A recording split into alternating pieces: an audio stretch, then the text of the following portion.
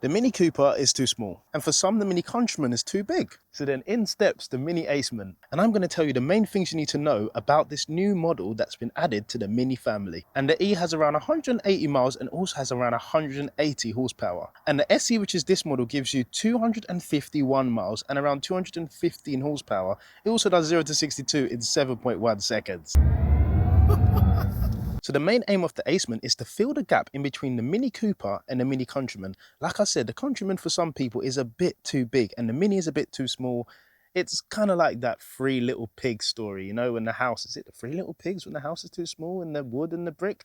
Well, yeah, this is the one, if that makes sense. For 5 people, including me, at 5'11", I can fit in here all day, every day. Now again, it's not loads of space, but compared to a previous Mini, I wouldn't mind sitting at the back here with ample headspace, as you can see, for quite a while. We now have angular styled headlights and no longer have the circular design that's been known on Mini for quite a while. And in the headlight itself, I've got the word Mini here in case you don't know what car it is. Moving around to the side, we no longer dip our hand in and open, we actually go underneath. This looks very naughty, but as you can see, it's just like that. It's now flash.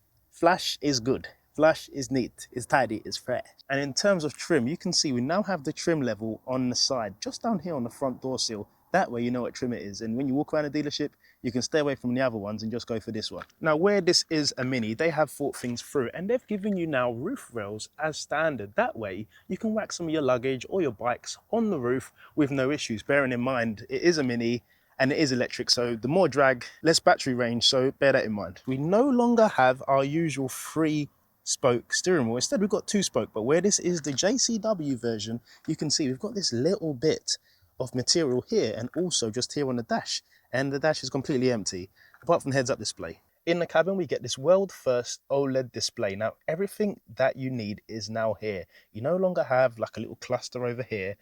Everything is here, from your speedo, which is now your power band, and your battery, your sat nav, everything you want is all over here, and it's crystal clear. And down here we've got some knobs. Finally, knobs. We've got this knob here to control the volume. We've got an experience button here, and there is 8 experiences. Have a look at that. They all change how the car feels in terms of sitting in it and looking at it. And then when you have the green, which is eco, core, which is your comfort day to day, and then this, which is my favorite because it normally makes a sound. I'm not sure if it's going to do it.